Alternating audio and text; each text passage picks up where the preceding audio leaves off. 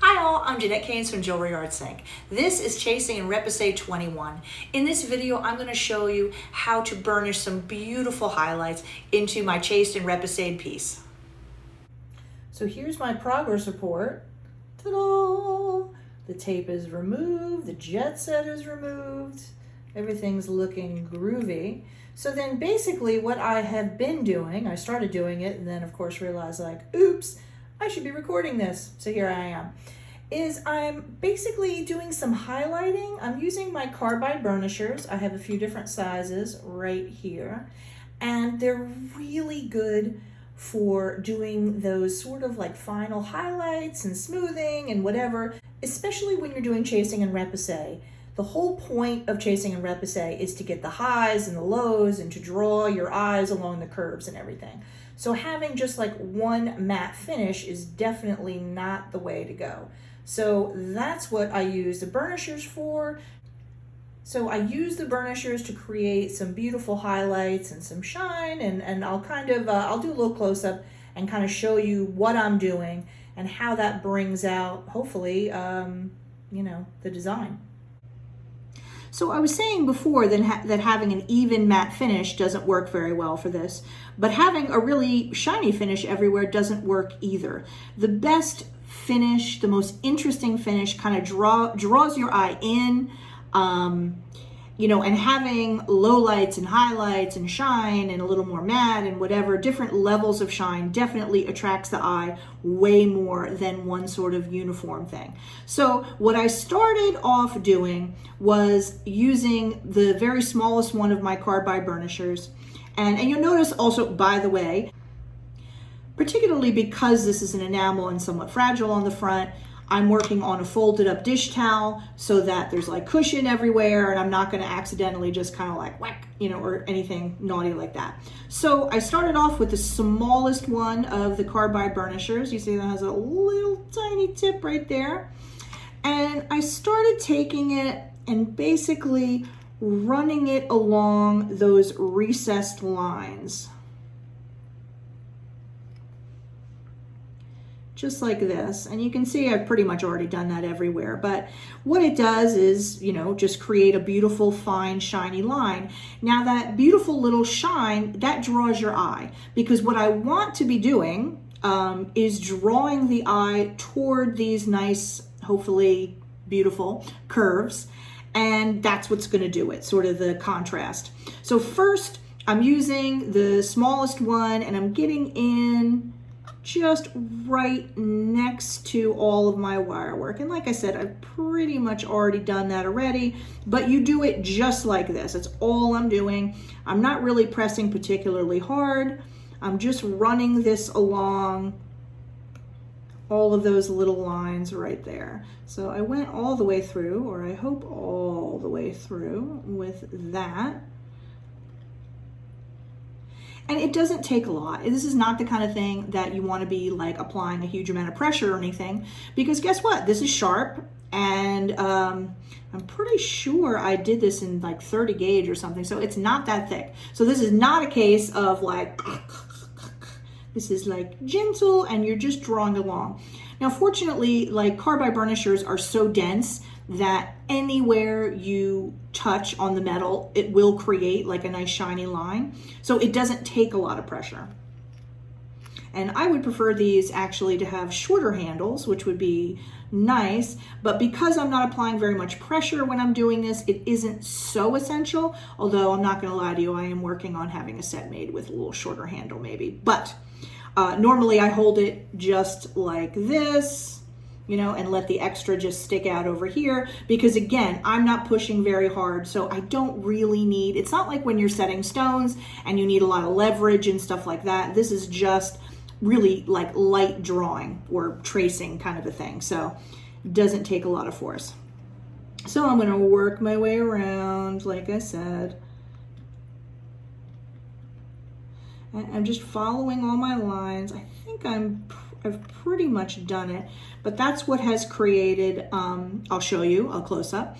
That's what's created those fine, bright lines right next to the wires. Now, the next thing that I started doing was actually using my large burnisher well, this is large for a carbide burnisher at any rate.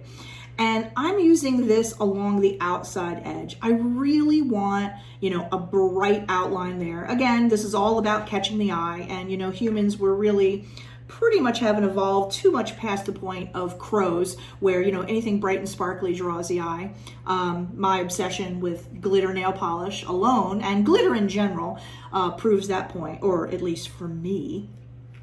So I've been taking this, and again, I'm resting this on here or just in my hands, because again, this is not the kind of thing you want to be applying a lot of force. You're just really sort of gently stroking it with this. So all I'm doing is I'm going around the outside edge.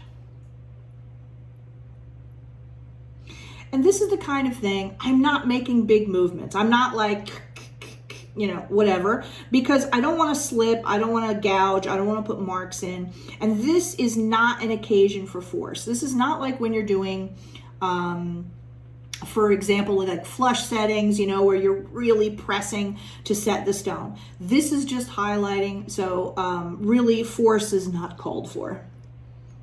Okay. So you see that? I mean, this is like,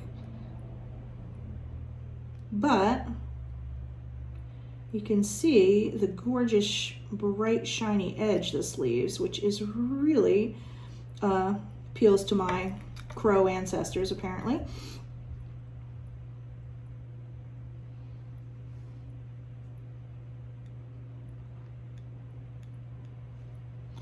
I'm just working my way around. Like I said, I did one round already, but honestly, like I said, when you're doing this, you'll see it doesn't take a lot.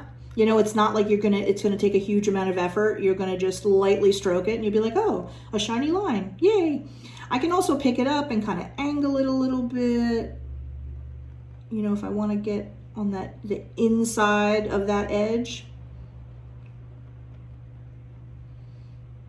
But, you know, I mean, as I'm sure you know by now, jewelry making is all about the details. You know, these little things, these are what really make the difference.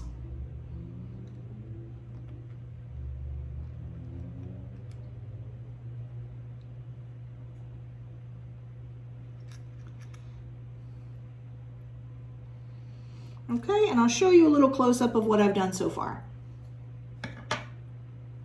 Here's what I've done so far. I've used the little fine tip one for all of these little lines right in here, right next to my wire work. Then I took my bigger one like so, and I've been working the outside edge. And if I kind of just shift this around a little bit, so hopefully it'll kind of catch the light, you can see how that kind of creates a little gleam that kind of draws your eye in. However, I'm happy with this and I think it looks good, but I think that I am also going to highlight the tops of my wires. I think that's going to give it a little extra pow. I mean, you have to know when to quit, of course, when you're doing stuff like this. That's not necessarily always my strong suit, but I'm going to do my best to only do what I should be doing. But you see, that's where we are so far. I'm pretty happy with it, but I still think the tops of those wires need a little shine. So I'm gonna go in there with I'm gonna use my big burnisher, I think, so that it's just like resting on a little tiny spot. Okay, there's really extreme close-up. So you see right in there, this is my little burnisher, and I've created those shiny lines right next to all of my little poofs. Okay, and I'm gonna leave all of this relatively matte, and I think I'm gonna put a little shine on top of my wires. So I'll show you how that works. Actually, when I'm looking at it also, I could use my little one as well. I'm gonna be using more the side of it, but I'll just put whatever in there I think fits best. And just to show you another close-up, I've done the same thing on my bail. I've taken my really skinny little burnisher and kind of drew lines right next to my wire work to hopefully give it a little zhuzh. And here's another extreme close-up from another angle. I tried to draw it along each one of those wires so that hopefully my lines would pop.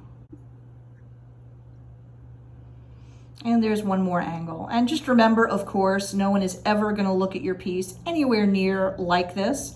But sometimes I do like to do the extreme close-up so that I can kind of really see what's happening. And I guess I'm obsessed by little details. Okay, well, I'm going to start. I guess I'll use my wider one just because I think I'm a little less likely to slip. And I'm going to just...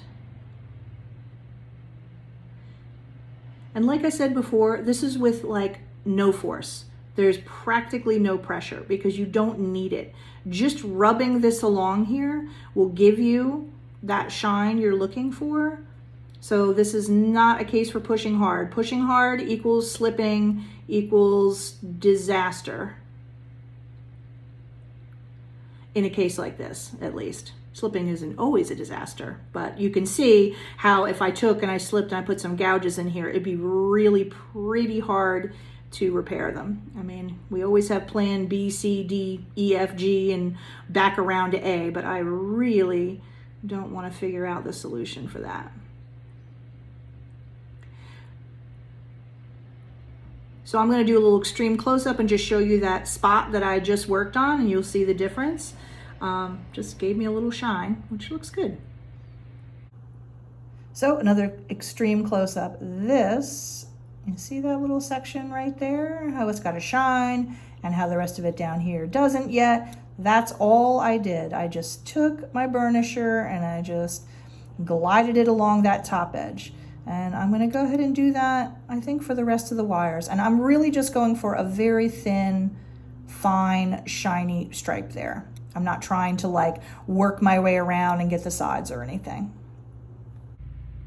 So now I'm just going to work the rest of the way down the wire.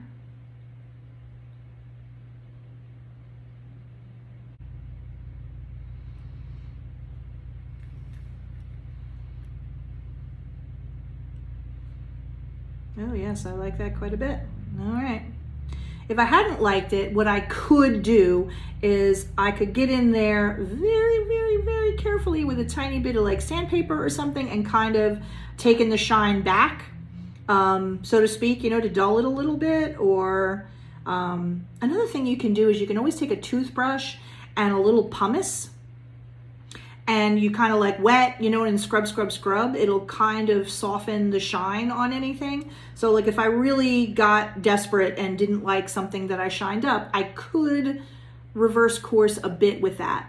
Like I said, we always have multiple exit plans in case I don't like what I've done. And just remember, the only way that you figure out all those things is either to fuck up everything yourself, or I guess you can just watch my videos and I'll explain to you all the things that I've fucked up myself, and then you don't have to have that bitter experience for yourself. Which, you know, in all seriousness is why I do these videos, because I don't see why everybody should have to learn everything the hard way when you could just benefit from my suffering.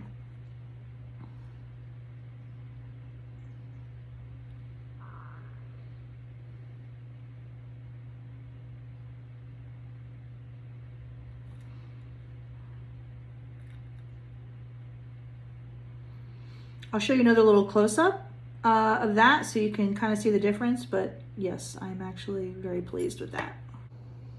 So there you go, a little more extreme close-up. So you see how I've just drawn it right along the very top edge of these wires right here. Okay, just along the very top. I'm not going for, you know, anything too severe. But the overall difference in the effect, little things make a big difference in the end. I can guarantee that. So I'm going to keep going and then I'll let you see it when it's all done. Well, here it is. So you see how this way the light kind of catches in different little spots. And that's what you want it to do, because basically that little sparkle is what draws your eye in and makes you keep looking at the details, you know, instead of just being like, oh, yeah, there's that, and moving on. It's basically what you're doing with all those highlights and lowlights. I'll show you the bail too.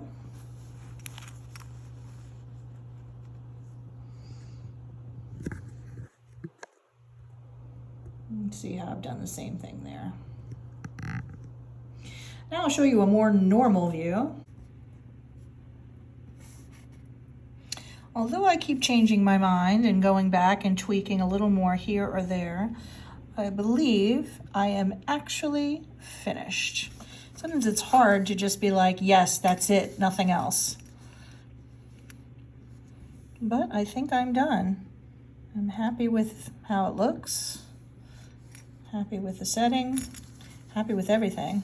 So, I mean, reasonably happy. Nothing's ever perfect, and you always have to understand that that's never going to be a thing. But this looks really great. My client should be very happy. And I have to say, part of the reason that I chose this particular project is because I wanted to use this apricot gold and, you know, really take it for a test run and whatever. And I have to say, the color is fucking sensational, and it chased and repoussed like a dream. So I only wish all my experiments were so successful.